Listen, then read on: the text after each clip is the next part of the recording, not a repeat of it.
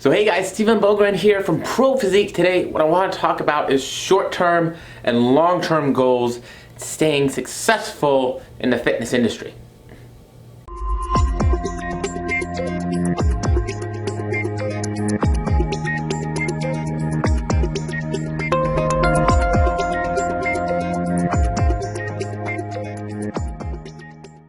So what's up guys? Hope everyone's having a great day so far. Man, is that a fucking mouthful.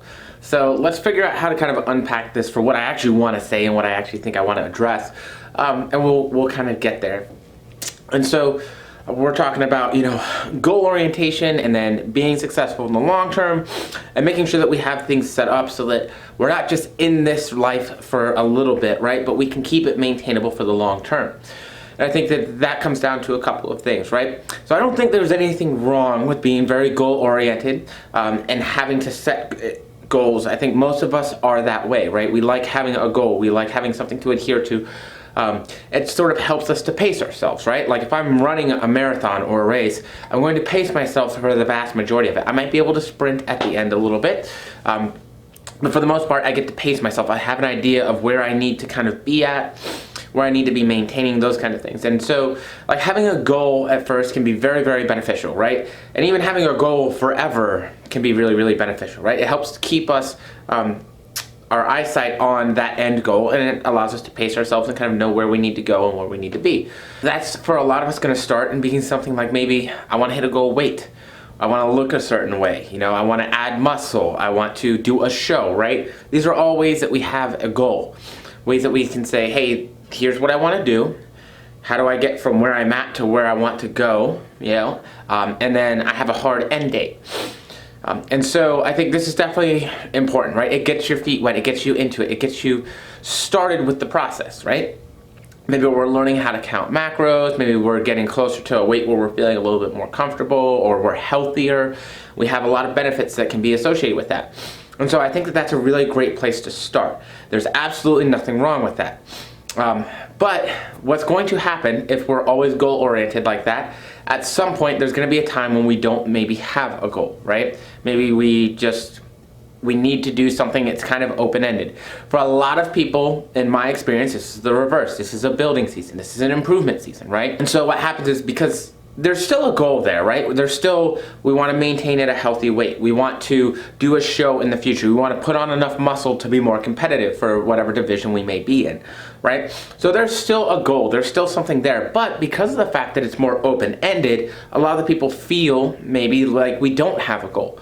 And that can be difficult. That can be very, very difficult because when we don't have that goal, that carrot on the end of the stick, proverbially, that proverbial carrot on the end of the stick, I'm not going to edit that out, I don't give a fuck. It's hard to stay consistent. It's hard to stay on it with everything. The hard truth of this is that this is what's going to separate a lot of people. Because of the fact that the people who are going to be successful year after year after year in their physique goals and their fitness goals and competitive goals, right, are the people that are able to understand that even though that long-term goal is a long ways away, it's still there. They've established so many of these lifestyle habits in their routine and in their life that whether the goal's near or whether the goal's far, they're still doing a lot of the same things that are going to create those successful habits in them, right? So whether I'm in season or off season, I'm making sure that I'm getting enough micronutrients in. I'm making sure that my sleep is good. Now, are there gonna be days and times maybe where that's not the case? Yes, absolutely, but we're talking about majority here. The majority of my consistent life, I wanna make sure that I'm getting good sleep, that I'm recovering from my training, that I'm dropping back training when I need to, right? That if something tweaks or pulls, I'm not forcing myself through that training. I'm allowing my body to recover and stay healthy, those kinds of things, right? I'm at least close to my macro goals or my calorie goals the vast majority of my days, right?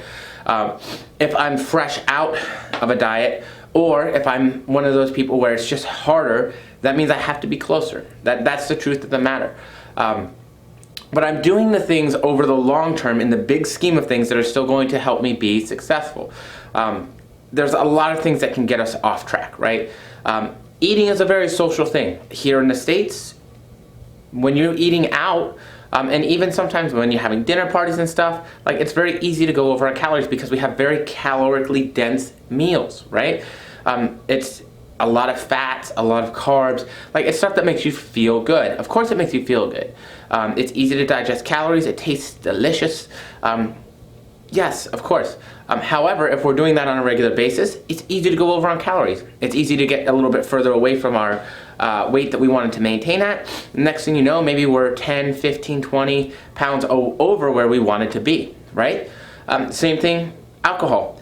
Like, yes, I like drinking, but I don't drink on normal occasion. I'm not always drinking. It's not an every weekend kind of thing. I'm not afraid to enjoy myself. I'm not afraid to have a drink. But I also understand that if I'm drinking all the time, my body composition, the way I look, is certainly going to change. This is not only from experience with myself, but experience with my clients, right? If I'm drinking a lot, I'm not looking as good. I'm also not feeling as good, right? I'm essentially putting a weak poison into my body on a regular basis. I'm just not going to perform as well. I'm not going to recover as well because my body has to deal with that on top of everything else, right? So my habits, my lifestyle stuff, and this is what I think separates us from the people who are successful for a time versus the people who are successful over time. It's the lifestyle stuff, right? So is there some semblance of balance? Yes, there's some semblance of balance. Is it always going to be perfect? It's always going to feel balanced? No, absolutely not. There's definitely going to be times of unbalanced life.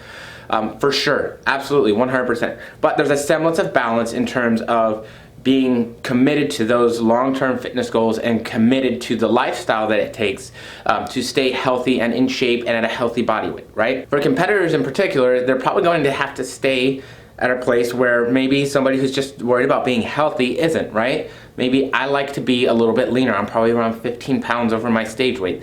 That's where, one, as a hard gainer I stay, but two, where I feel pretty good. So once I start getting away from that, I realize, hey, I need to start reining things back in. I need to start paying attention. So yeah, maybe I let things go a little bit for a time in a couple months and I'm like, oh, things are starting to get away from the comfort zone. I need to rein them back in. I need to be more accountable to the long-term goals and more accountable to the lifestyle. And so I think the big push here is not just having goals, right? But including these things as part of your lifestyle. The more that we can include it as part of our lifestyle, the more we set ourselves up for that long-term success. The more we set ourselves up to stay healthy and to stay at a good body weight and to stay competitive. If saying competition is our goal. Staying healthy, staying able long-term, that should be the main goal for most of us. And I know that that's the end goal for me. So what helps us to get past the I need to have a goal, I need to have something, I need to have like an end in sight, is to just have this become part of our daily lives. You know what I mean? You can't talk back to me, I know. But talk back to the screen, fuck it, do it. Be weird. But once we start having healthy habits as staples in our lives, even if we have some weekends off here and there, we stay in a reasonably good place and it sets us up to be successful in the long term. So that's it, guys. My long spiel's over. You're welcome. I'll shut up now. But I wanted to talk a little bit about the difference between short-term goals, long-term goals, and how we stay successful for the long haul.